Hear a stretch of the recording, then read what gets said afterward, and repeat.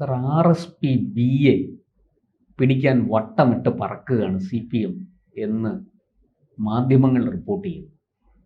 പക്ഷെ ഒരു കണ്ടീഷൻ, പ്രേമേന്ദ്രനെ സ്വീകരിക്കില്ല. പ്രേമേന്ദ്രനെ ഒഴിവാക്കി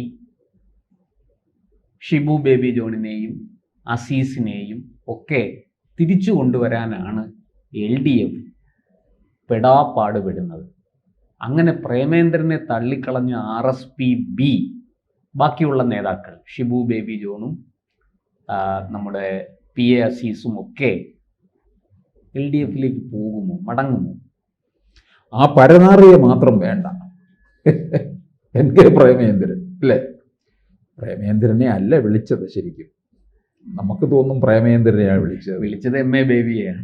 പിന്നെ അത് കഴിഞ്ഞ് ബാലഗോപാലും ആയിക്കോ എന്നുള്ള രീതിയിലായി. പക്ഷേ എന്തായാലും ആ പരനാറി പ്രയോഗം കൊണ്ട് ഒരുപാട് നേട്ടം ഉണ്ടായി കേട്ടോ.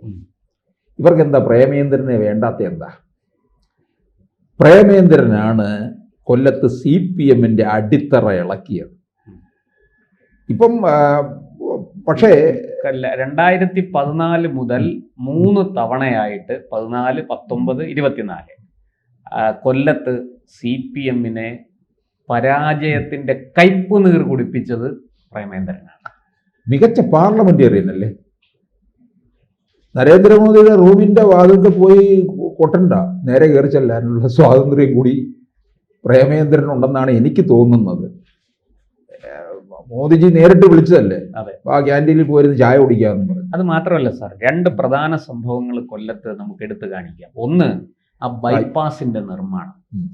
പ്രേമേന്ദ്രന്റെ ശക്തമായ പ്രവർത്തനം അതിന്റെ പുറകിലുണ്ട്.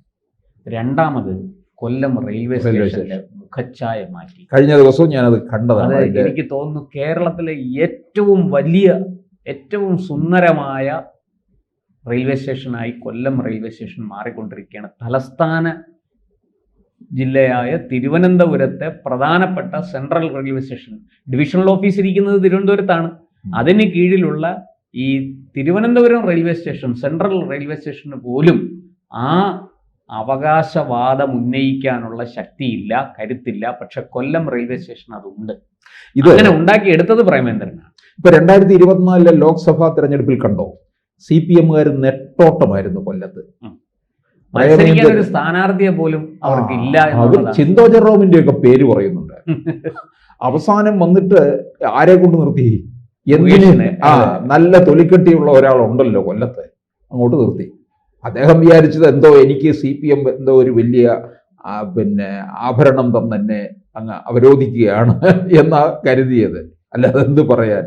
അത് പിന്നെ സിനിമാക്കാരനായതുകൊണ്ട് ഏത് വേഷം കിട്ടിയാലും ആടും എന്ന് പറഞ്ഞതുപോലെ ആടാൻ പറഞ്ഞു, ആടി. അത്ര തന്നെ. 8 നിലയിൽ പൊട്ടി എന്നുള്ളതാണ്. അപ്പം ഇവരെന്തിനാ പ്രേമേന്ദ്രന് മാത്രം വിലം കിടുന്നതെന്ന് അറിയാമോ? പ്രേമേന്ദ്രൻ 2014 AKG സെന്ററിൽ നിന്ന് ഇറങ്ങി പോകുന്ന ആ ചിത്രം ഇപ്പോഴും എൻ്റെ മനസ്സിലുണ്ട്. പത്രങ്ങളിലൊക്കെ പിറ്റേ ദിവസം വന്നതാണ്. പ്രേമേന്ദ്രൻ തൻ്റെ അടുത്തുകൂടി ഇറങ്ങിപ്പോകുന്നു. പ്രേമേന്ദ്രൻ VSന്റെ മന്ത്രിസഭയിലെ ജലവിഭവ നല്ല മന്ത്രിയാണ്. ചവറയിൽ നിന്ന് ജയിച്ചു. അതെ, അന്ന് ഷിബു ബേബി ജോണിനെയാണ് തോൽപ്പിച്ചത്. പക്ഷേ ഇപ്പോൾ ചവറ ഇവർക്ക് RSPക്ക് അനുകൂലമായിട്ട് പൊതുവെ നിൽക്കുന്നുണ്ട്. 2016 വിജയൻപിള്ള മത്സരിച്ചു, അതെ, സ്വതന്ത്രനായിട്ട്. അതെ. പിന്നീട് 21 വരുമ്പോഴത്തേക്ക് വിജയൻപിള്ളയുടെ മരണം സംഭവിച്ചു. വിജയൻപിള്ളയുടെ മകൻ ഡോക്ടർ സുജിത് വിജയൻപിള്ള, അത് 1000 വോട്ടിന്റെ ഭൂരിപക്ഷമേ ഉള്ളൂ കേട്ടോ. അതുകൊണ്ട് ഇത്തവണ RSPക്ക് ആ വലിയ പ്രതീക്ഷ തിരിച്ചു പിടിക്കാം. അല്ല സാർ, പൊതുവെ ഈ RSP-Bക്കും ഷിബു ബേബി ജോണിന് ഒരു പരാതിയുണ്ട്. ചവറയിലെ കോൺഗ്രസ്സുകാർ വേണ്ട വിധത്തിൽ പ്രവർത്തിച്ചില്ല. പ്രവർത്തിച്ചിരുന്നെങ്കിൽ 2021 അവിടുന്ന് ജയിച്ചേനെ.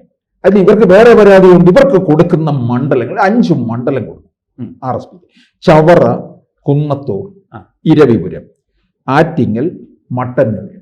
ഈ ആറ്റിങ്ങലും മട്ടന്നൂരും ഒന്നും ഇല്ലാത്ത സ്ഥലങ്ങളാണ്. മറ്റേ ചവറ, കുന്നത്തൂർ, ഇരവിപുരം അത് അവരുടെ അല്ല, അവർ പൊതുവെ അറിയപ്പെടുന്നത് തന്നെ ചവറ മുതൽ ചവറ വരെ എന്നുള്ള രീതിയിലാണ്. ചവറ ശ്രീകണ്ഠൻ നായർ എന്ന നേതാവ് പോലും ആ പേരിൽ, ആ സ്ഥലപ്പേരിലാണ്. പക്ഷെ വമ്പന്മാരുടെ നിര ഉണ്ടായിരുന്നു. ശ്രീകണ്ഠൻ നായർ, RS ഉണ്ണി, TK ദിവാകരൻ, ബേബി ജോൺ, പങ്കജാക്ഷൻ, വമ്പന്മാരല്ലായിരുന്നു. പിന്നീട് TK ദിവാകരന്റെ മകൻ ബാബു ദിവാകരൻ വന്നു, ബേബി ജോണിന്റെ മകൻ ഷിബു ബേബി ജോണ് അങ്ങനെ പോവുകയാണ്.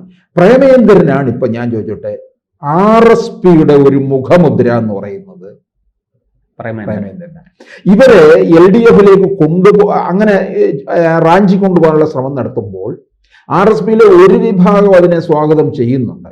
പക്ഷെ പ്രേമേന്ദ്രൻ ഇല്ലാതെ RSP അങ്ങോട്ടൊരു പോക്ക് പോകാൻ ഒരു വിഭാഗം തയ്യാറാകുന്നത് എനിക്ക് തോന്നുന്നില്ല അത് നടക്കും. ഇവരുടെ നീക്കം എന്ന് പറയുന്നത് LJDയുടെയും കേരള കോൺഗ്രസിന്റെയും മാതൃകയിലെ RSPയെ ഇടത് പാളയത്തിൽ കൊണ്ടുവരിക. പക്ഷെ അവരിതിനകത്ത് അവിടെ അനുഭവിക്കുന്ന ചില ബുദ്ധിമുട്ടുകളുണ്ട്. കേരള കോൺഗ്രസും ഈ LJDയും അനുഭവിക്കുന്നത്. അപ്പൊ അതുപോലെ ആകാതിരുന്നാൽ നന്നായിരിക്കും. അപ്പൊ ഇങ്ങനെ അങ്ങോട്ടേക്ക് കൊണ്ടുപോയി കഴിഞ്ഞാൽ ഇവർക്കൊരു ഇടത് പാളയം ശക്തമാക്കാം, UDFിനെ തകർക്കാൻ കഴിയും എന്നുള്ള രീതിയിലാണ്. പക്ഷെ ഇപ്പോഴത്തെ സാഹചര്യത്തിൽ RSP അങ്ങോട്ടേക്കും ഈ RSP ഇടയ്ക്ക് 2021 സമയത്ത് ഈ പ്രതിപക്ഷം ഈ വളരെ ശുഷ്കമാകുന്ന അവസരത്തിൽ ഷിബു ബേബി ജോൺ അതിശക്തമായിട്ട് പറഞ്ഞതാണ്, വേണ്ട തരത്തിൽ പ്രതിപക്ഷം ഉണർന്ന് പ്രവർത്തിക്കുന്നില്ല, അങ്ങോട്ടേക്ക് ഒരു താല്പര്യവും കാണിച്ചു, LDF ക്ഷണിക്കുകയൊക്കെ ചെയ്തതാണ്. ഇതുപോലെ തന്നെ ഇവർക്കിപ്പോൾ MLA-മാരും ഇല്ലല്ലോ. അതുപോലെ തന്നെ MLA-മാരും ഇല്ലാതെ തന്നെ നിൽക്കുന്ന നമ്മുടെ ഫോർവേഡ് ബ്ലോക്ക് ദേവരാജനും ഇത് പറയുകയുണ്ടായി, പ്രതിപക്ഷം കേരളത്തിൽ ശക്തമല്ലാതാകുന്നു എന്ന് പറഞ്ഞു. അപ്പോൾ ഈ അവർക്കൊക്കെ തന്നെ ഒരു ഫോർവേഡ് ബ്ലോക്കിനായാലും RSPക്കും ഒക്കെ ഒരു ഇടതുപക്ഷ സ്വഭാവം ഉണ്ടെന്നുള്ളത്, ഒരു സോഷ്യലിസ്റ്റ് സ്വഭാവമുള്ള ഉണ്ട്. അപ്പോൾ ഈ അങ്ങോട്ടേക്ക് ഞാൻ ചോദിച്ചിട്ട് ഇപ്പോഴത്തെ സാഹചര്യത്തിൽ ഒരു പൊതുവെ ഒരു UDF തരംഗമെന്നാണ് കണക്ക് കൂട്ടുന്നത്. ആ സാഹചര്യത്തിൽ RSP ഇവിടം വിട്ടു പോകാൻ തയ്യാറാകുമോ? സാർ, RSP പോകാൻ തയ്യാറായില്ലെങ്കിലും LDF എങ്ങനെയെങ്കിലും RSPയെ ഇപ്പുറത്തെ പാളയത്തിൽ എത്തിക്കാൻ ശ്രമിക്കുന്നുണ്ട്. കാരണം 3 സീറ്റുകളാണ്, ചവറ, കുന്നത്തൂര്, ഇരവിപുരം. ഈ 3 സീറ്റുകളും നിലനിർത്താം അവർക്ക്. ഇപ്പൊ ഈ 3 സീറ്റുകൾ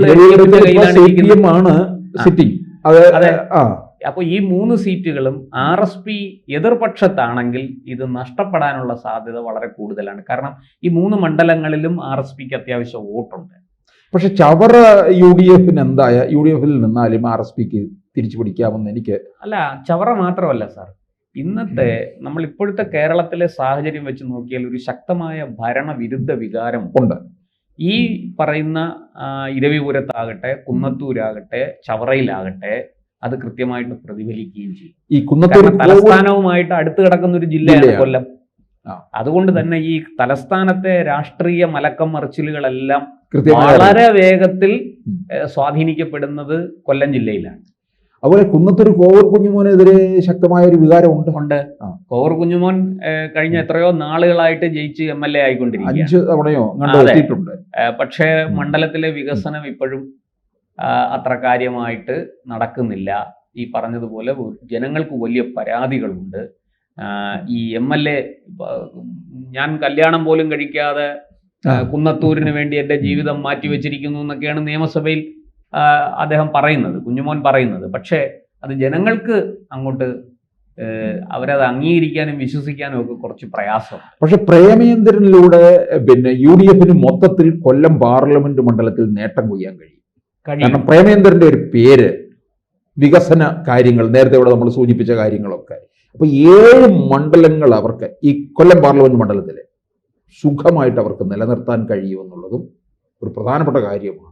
അല്ല, തീർച്ചയായിട്ടും പ്രേമേന്ദ്രൻ ഈ പറയുന്നത് പോലെ അദ്ദേഹം ലോക്സഭയിലേക്ക് മത്സരിക്കുമ്പോൾ ചവറയിലും ഇരവിപുരത്തും ഒക്കെ അവർക്ക് ലീഡ് കിട്ടുന്നുണ്ട് UDFിന്. പക്ഷേ നിയമസഭയിലേക്ക് വരുമ്പോൾ അവർ തോറ്റുപോകുന്നു. അതിനിപ്പോൾ അങ്ങ് പറഞ്ഞ ചവറയിലെ വിഷയം 1000 വോട്ടിനാണ്. ഇരവിപുരത്ത് അങ്ങനെയല്ല, നല്ല മാർജിനിലാണ് അവർ തോറ്റത്. അപ്പോൾ എന്താണ് അതിൻ്റെ കാരണം എന്നൊക്കെ മനസ്സിലാക്കി അത് പരിഹരിക്കാൻ UDFിൽ നിന്നുകൊണ്ട് തന്നെ RSP ശ്രമിക്കും എന്നാണ് എനിക്ക് തോന്നുന്നത്. പക്ഷേ ഈ പറഞ്ഞതുപോലെ LDFിന് RSP ഇങ്ങോട്ട് വന്നാൽ ആ 3 സീറ്റുകൾ ഉറപ്പായിട്ടും നിലനിർത്താൻ പറ്റും. ഇന്നത്തെ സാഹചര്യത്തിൽ ആ 3 സീറ്റ് എന്നൊക്കെ പറയുന്നത് LDFിനെ സംബന്ധിച്ച് വളരെ വലുതാണ്, വിലയുള്ള കാര്യങ്ങളാണ്. അതുകൊണ്ട് തന്നെ ഈ പറഞ്ഞതുപോലെ CPM സംസ്ഥാന നേതൃത്വവും ജില്ലാ നേതൃത്വവും കൊല്ലം ജില്ലാ നേതൃത്വവും RSPയെ മടക്കിക്കൊണ്ടുവരാനുള്ള പരിശ്രമം നടത്തും. അവർക്കാകെ അതിനൊരു തടസ്സം സൃഷ്ടിച്ചുകൊണ്ട് നിൽക്കുന്നത് NK പ്രേമേന്ദ്രനാണ്. NK പ്രേമേന്ദ്രനോട് വിട്ടുവീഴ്ച ചെയ്യാൻ പിണറായിയുടെ ഈഗോ അനുവദിക്കുന്നില്ല. അദ്ദേഹത്തിൻ്റെ ദുരഭിമാനം ഈ പ്രേമേന്ദ്രന് മുന്നിൽ മുട്ടുമടക്കാൻ തയ്യാറല്ല. അതുകൊണ്ട് മാത്രമാണ് അതിങ്ങനെ ഒരു കീറാമുട്ടിയായി നിൽക്കുന്നത്. ഇല്ലെങ്കിൽ എന്ത് വില കൊടുത്തു LDF RSP BA RSPയെ തങ്ങളുടെ പാളയത്തിലെത്തിക്കും. അപ്പോഴും ഒരു സംശയം അവശേഷിക്കുന്നു, ഷിബു ബേബി ജോൺ അങ്ങോട്ട് പോകുമോ എന്ന ചോദ്യം ഉയരുന്നുണ്ട്. അദ്ദേഹം പണ്ടും ഇടതുപക്ഷത്തിന് വിരുദ്ധമായിട്ട് നിന്നയാളാണ്. 2001-ലും 2011-ലും അദ്ദേഹം ഇടതുപക്ഷ വിരുദ്ധ വോട്ടുകൾ കൊണ്ടാണ് ജയിച്ച് നിയമസഭയിൽ എത്തിയത് എന്നുള്ളതും നമ്മൾ മറക്കാൻ പാടില്ല. അതുകൊണ്ട് ഒരു സങ്കീർണമായ ഒരു മലക്കം മറിച്ചിലായിരിക്കും RSP LDFിലേക്ക് പോയാൽ സംഭവിക്കുക.